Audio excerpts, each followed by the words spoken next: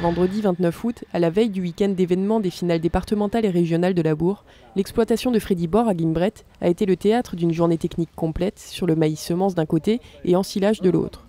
C'est un week-end où les agriculteurs sont très présents et donc on voulait greffer sur ce week-end final de labour une journée technique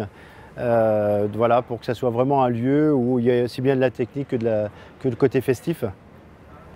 Et puis bon, c'est vrai que les concessionnaires sont également là le samedi et le dimanche sur la finale de labour, donc venir avec du matériel c'était quand même plus facile. Le comptoir agricole proposait le matin 5 ateliers sur la nouvelle filière maïs semence qu'ils mettent en place dans la région, avec la présentation des acteurs nationaux et locaux de la filière, du modèle économique, des aspects réglementaires et des diverses étapes de l'itinéraire technique de cette culture. Ils ont déjà une fois pris connaissance de la culture qui ne ressemble à rien par rapport à un maïs classique, donc c'est beaucoup plus trapu, c'est plus petit, il y a une partie qui est broyée sur le sol, qui est détruite, notamment les mâles, mais aussi donc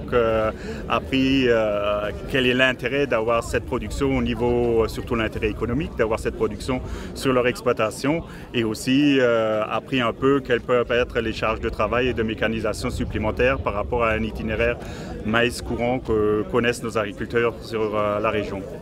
L'accent était également porté sur l'investissement humain, matériel, industriel et financier du comptoir agricole, soit quasiment 20 millions d'euros engagés pour accompagner les agriculteurs sur le terrain, organiser les chantiers de récolte, mais aussi créer une usine de séchage, stockage et tri des semences. Le choix de se lancer dans cette filière ne doit pas qu'être un choix sur une campagne, donc il faut déjà que l'agriculteur raisonne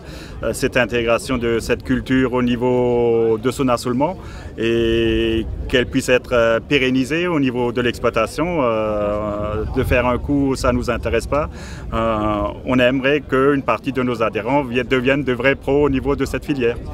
Souvent, des manifestations plein air, surtout en période de travaux agricoles, c'est pas évident. Donc c'est vrai qu'au début de semaine, on était un peu sceptiques. En plus, avec des fenêtres météo qui souvent ne sont pas évidentes pour les exploitants qui ont d'autres travaux sur leurs exploitations à faire. Donc on attendait une bonne centaine de personnes et donc là, je vois que c'est une réussite totale avec plus de 300 personnes présentes. Après le repas, les agriculteurs étaient invités à se rendre sur le site de la future usine du comptoir agricole dédiée au maïs semence à Marlenheim, tandis que sur l'exploitation de Freddy-Bord, la journée technique se poursuivait avec une après-midi dédiée au maïs ensilage, organisée conjointement par la Chambre d'agriculture de région Alsace, les CUMA et le BTPL, Bureau technique de promotion laitière. L'objectif de cette journée-là, c'est de montrer aux éleveurs toute la partie de l'ensilage, donc de la partie ensilage, donc coupe du maïs, au transport, donc on va parler un peu coût énergétique, la partie silo, comment on fait un silo, parce que bon, le silo est important, c'est quand même l'alimentation pour 12 mois de l'année, donc aussi bien la partie tassement du silo jusqu'à comment on le commence, et pour terminer à la partie dessilage. L'idée d'organiser des ateliers autour de cette thématique leur est venue lors d'un déplacement en Bretagne où ils ont assisté à une demi-journée similaire. Taille de coupe, choix d'ébène de transport, méthode de tassement des silos, toutes les explications techniques s'accompagnaient de démonstrations dynamiques réalisées avec le matériel des concessionnaires partenaires de l'opération.